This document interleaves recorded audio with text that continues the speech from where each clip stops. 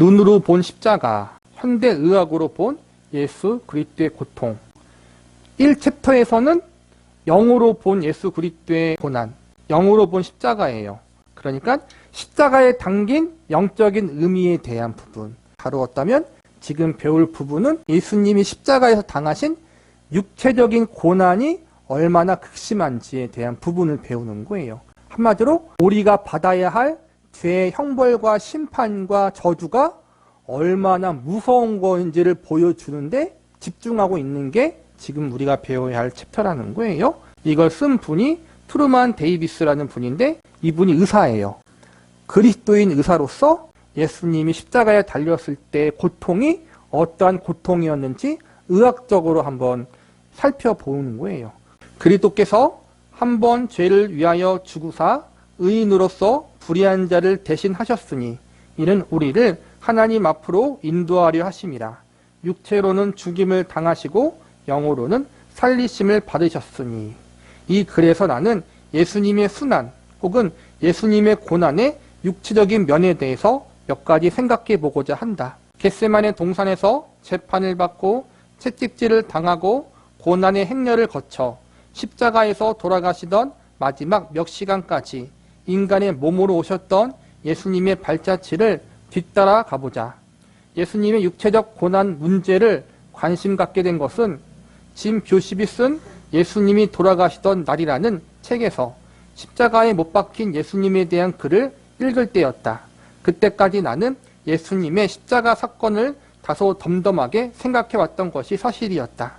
성경에 그 비참한 모습이 묘사되어 있지만 시간이 흘러 그 모습이 익숙해지면서 나도 모르는 사이 십자가의 고통에 무디어져 버린 것이다.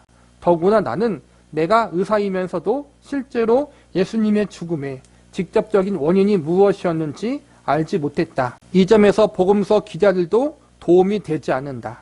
십자가 형벌이나 채찍질이 그 당시에는 잘 알려진 것이기 때문에 그들은 예수님의 고통이나 고난에 대해 구체적으로 상술하는 것을 불필요하게 생각했다.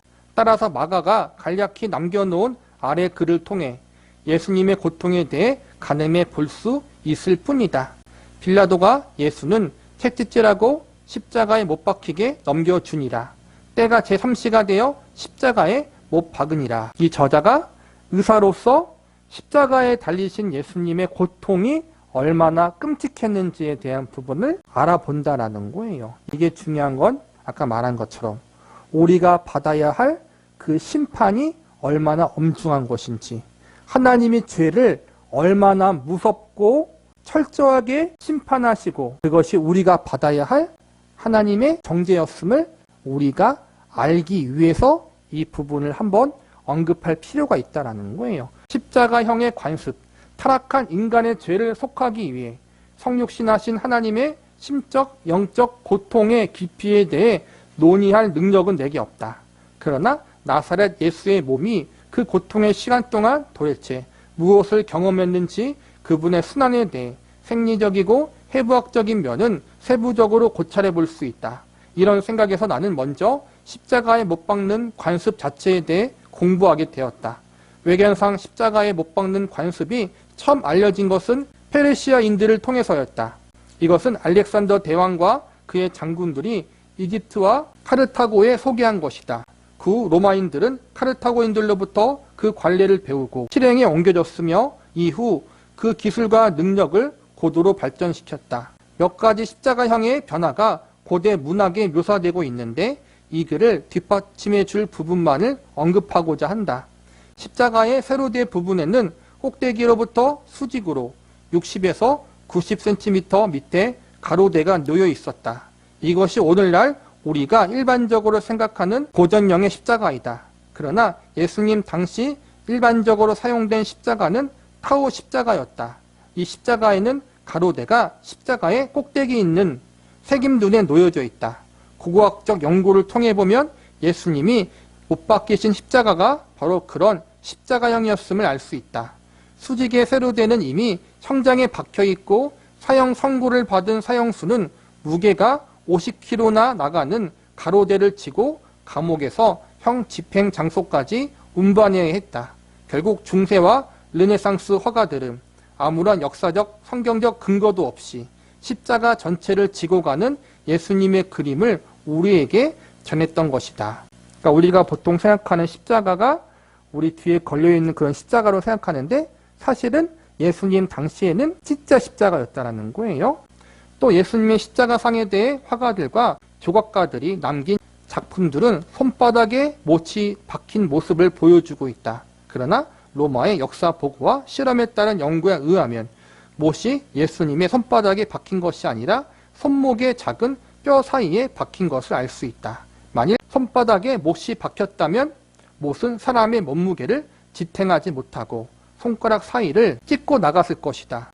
내 손을 보아라고 도마에게 하신 예수님의 말씀을 잘못 이해할 수도 있겠으나 고대 해부학자나 현대 해부학자나 할 거 없이 모두 손목은 손의 한 부분으로 취급해왔다.